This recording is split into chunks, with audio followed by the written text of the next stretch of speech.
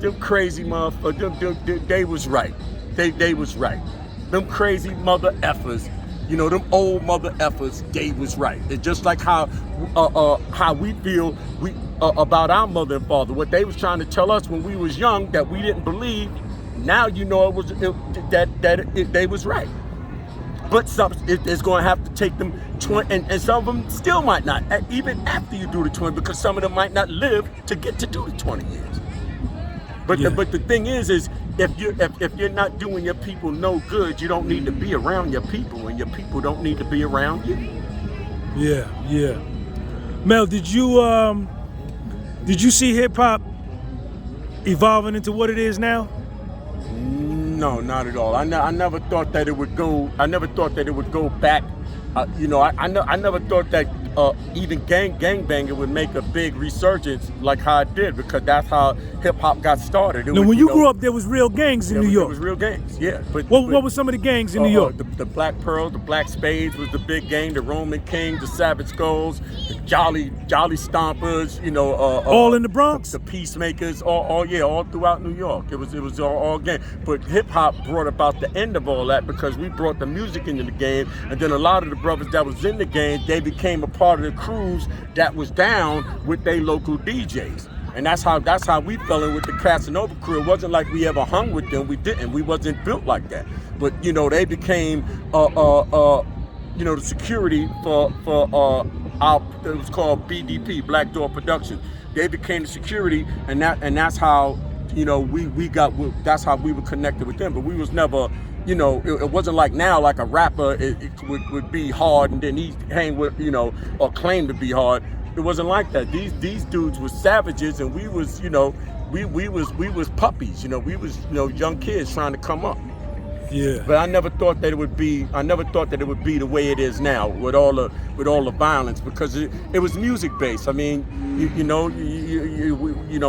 we was dancing. Now they dancing on dudes' graves. I personally, I don't get that, and I never will get it. I'm 61 years old. I don't have to understand that, and I wouldn't even want to understand it. And if you do understand it, if you really understand it, then you should get to the point where you try to either say something about it or do something about it, or you're just crazy because you really understand something that is hard to understand.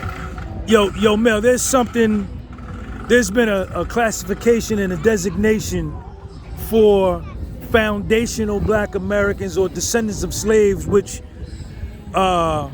captures the blacks that were brought here to America as a separate and distinct class of black people, vis-a-vis versus the Haitian, the Jamaican, the African that migrates here, or the Cuban or the Dominican that may migrate here.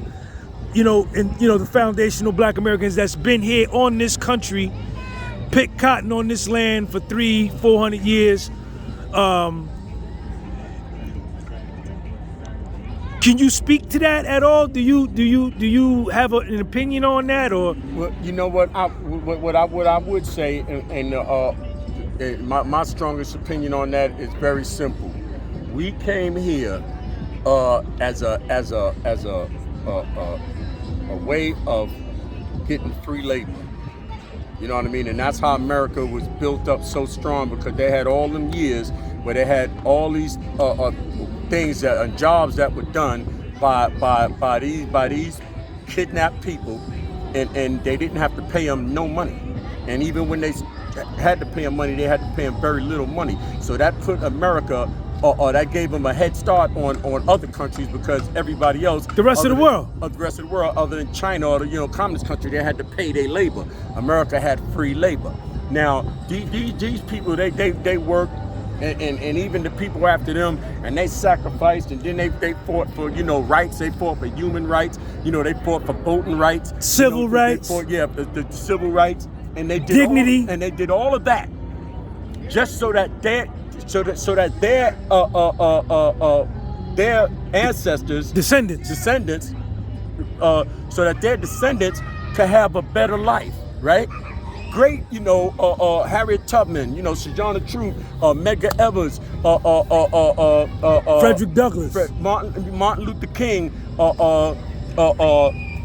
You know, the Honorable Elijah Muhammad, Malcolm X. They did all of that for the Crips and the Bloods, for it to come down to that. They did all of that. They did all of what they did. You hung them from trees. They got what, you know, to the blood, to the white meat. Off of the Crips and the Bloods. It comes down to that. Like you don't have no dignity. You don't have nothing inside of you. No empathy or sympathy for what somebody did for you to be free to do whatever it is that you was going to do. And then it came down to that. Nah. That ain't cool. Because you know, Martin Luther King and Medgar Evers and Malcolm X was men, some of the most brilliant men, brave men. You know, they knew that their time was coming, yeah. And they did it because they made that sacrifice for their descendants. And then it comes down to this, that nobody's saying nothing and nobody's doing nothing. It comes down to that they did all that so that the Crips and the Bloods could come. No. Somebody, hey look, and MELLE's mind and heart and my door is always open. If we could sit down and discuss something to where we could counteract what's going on, by all means we should. Because these men they gave their life. They gave all they had. And it shouldn't come down to this. We owe our ancestors. Our ancestors deserve better than that. Like, they got to be rolling over in their graves right now. Last question, Mel. Some people are depressed right now. They feeling hopeless. They got no faith. They real down. They don't see a way they can make a comeback. Give them a little something to go with, man. Put a little gas in their tank, man. You know what? The most beautiful thing about today is if you get through the day, you got tomorrow. You know what I mean? And it's never over. Hey, look, I could have packed it in and tucked my tail a long time ago. I done had more doors closed on me than anybody that's listening to me right now. Check them out, y'all. But at the end of the day, I know everybody has a plan. The Creator has a plan for you. First of all, you gotta know what the plan is and figure out what the plan is. And then second of all, you gotta be brave enough and strong enough and fit enough to follow the plan. You know, I have, you know, and I got feelings like anybody else. I have no time to be depressed about nothing. I might feel a certain kind of way about something, but I'm going to get up stronger for that next day, for me to go in even harder, because at the end of the day, MEL is a symbol, and it's a symbol that you ain't gonna give up. Like how they say, you gonna ride till the wheels fall off. We gonna ride till the wheels fall off. It don't matter, and it don't matter if I even succeed or fail. But we gonna go down, fighting, trying, kicking, screaming, scratching, clawing. It don't matter. Because at the end of the day, it's only one way to do it. You got to get up and go do it. If you want to sit down and let go, I mean, I ain't mad at you. If you want to give up the one thing that the Creator gave you, that's all yours, that's totally yours for you, I'm not mad at you. I'm not willing to give it up. I ain't giving up nothing. The Legend King. The Legend King, baby.